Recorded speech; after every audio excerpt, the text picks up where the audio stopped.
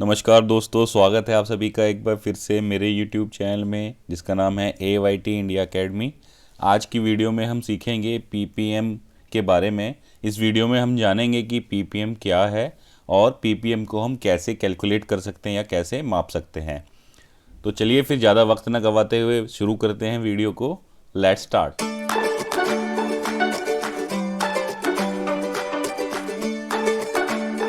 दोस्तों, पीपीएम के जानने से पहले मैं एक चीज़ आप लोगों से साझा करना चाहता हूं कि मैंने ये टॉपिक वीडियो बनाने के लिए क्यों चुना।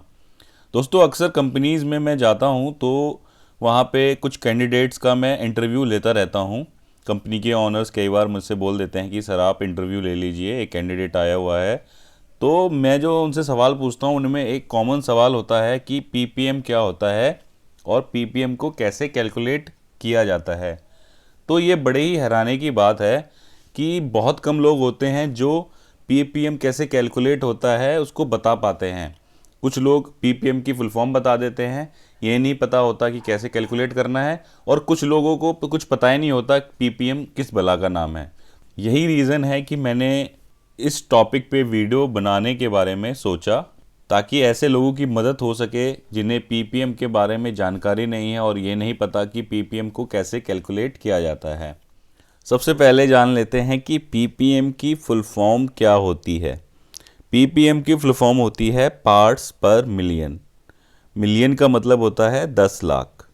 जैसा कि इसकी फुल फॉर्म से ही पता चलता है, तो 1 ppm means 1 defect in a million और 10 लाख।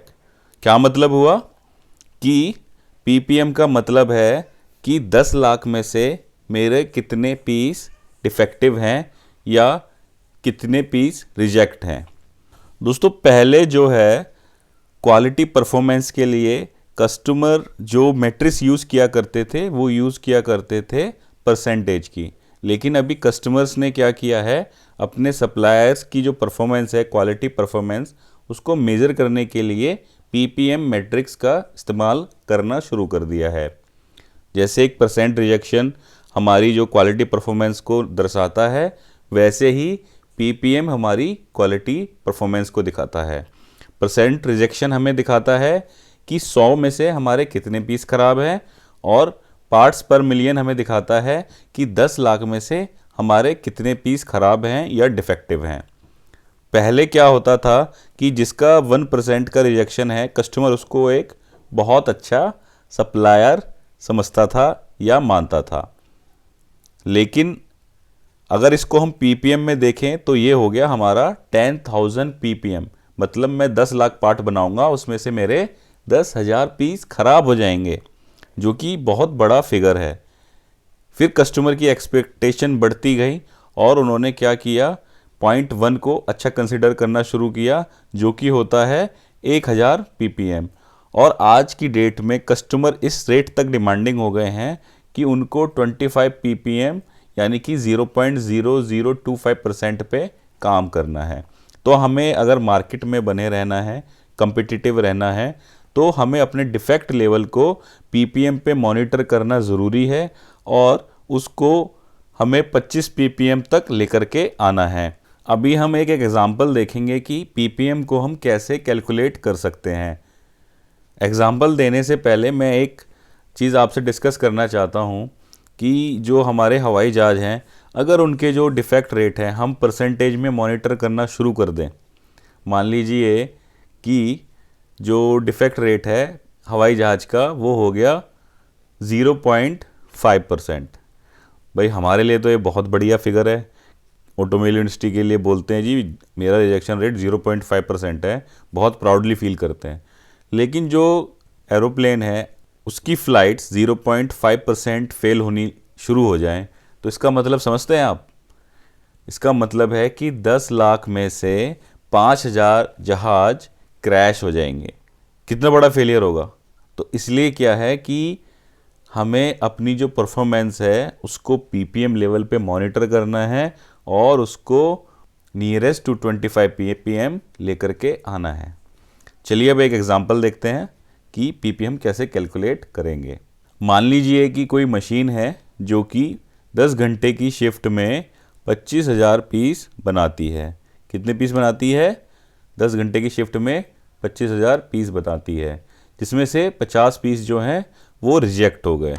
अब हमें क्या करना है, परसेंटेज रिजेक्शन निकालना है और रिजेक्शन पीपीएम निकालना है।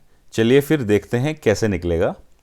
अगर वीडियो आप लोगों को पसंद आ रही है तो मेरी आप लोगों से रिक्वेस्ट है कि वीडियो को लाइक कर दीजिए और शेयर करिए अपने फ्रेंड्स के साथ। और आपने अगर चैनल को सब्सक्राइब नहीं किया है तो चैनल को सब्सक्राइब कर दीजिए। जैसा हमने देखा कि टोटल प्रोड्यूस क्वांटिटी है 25,000 पीस और टोटल रिजेक्टेड क्वांटिटी है 25 पीस।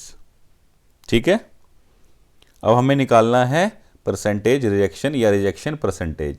जैसा कि हम बचपन से ही पढ़ते आए हैं छोटी क्लासेस से कि परसेंटेज का जो फार्मूला होता है कि अगर हम उसको रिजेक्शन में देखें तो rejection quantity divided by total produce quantity multiply by 100। अगर हम ये फार्मूला यूज़ करेंगे तो हमारा परसेंटेज रिजेक्शन या रिजेक्शन परसेंटेज निकल के आ जाएगा। वहीं अगर हमें पीपीएम निकालना है तो पीपीएम के लिए क्या फार्मूला होता है, rejection quantity divided by produce quantity multiply by 10 lakh. ये डिफरेंस है दोनों फार्मूले के अंदर।